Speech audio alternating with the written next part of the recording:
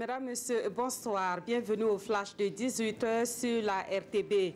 Une délégation du Conseil de sécurité des Nations Unies, composée de la France, de l'Allemagne et de la Côte d'Ivoire, a rencontré hier à Bamako des officiels maliens et burkinabés sur l'opérationnalisation de la force conjointe du G5 Sahel.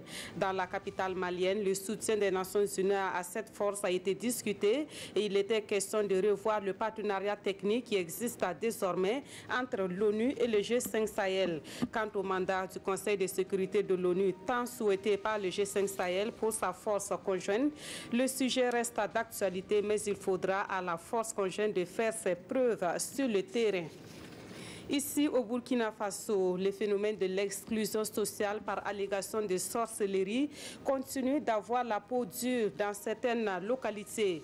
L'ampleur du phénomène amène l'Assemblée nationale à s'impliquer dans le combat à travers la sensibilisation et des échanges. Après Zignaré et Manga, une délégation de députés a rencontré les leaders d'opinion à Yako dans le Passoré le jeudi dernier pour une séance de sensibilisation sur l'exclusion sociale par allégation de sorcellerie. Une bonne maîtrise de la croissance démographique pour assurer à chaque habitant un accès aux services de santé et d'éducation, c'est le défi que compte relever la commune de Ouagadougou à travers la remise de matériel et des produits de planification familiale à des structures de santé. Et ce sont 35 formations sanitaires qui reçoivent cet appui de la commune de Ouagadougou d'un montant de 137 millions de francs CFA. Dans le domaine de l'alimentation, le Lalé Nabat-Tigré poursuit ses séances de démonstration sur les vertus nutritionnelles du Mungbin. Hier, dans la soirée, il a organisé une autre séance de dégustation de la légumineuse, présentée comme étant à la fois un aliment et un médicament. Les principaux invités étaient les restaurateurs, les pâtissiers et boulangers et d'autres acteurs du commerce. Ces invités ont pu donc découvrir une variété de mets faits à base de Mungbin.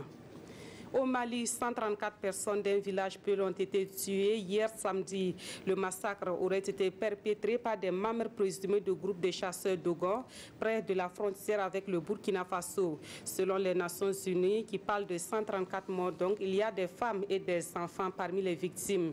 Et suite à cette attaque, le président malien a réuni ce dimanche un conseil des ministres extraordinaire.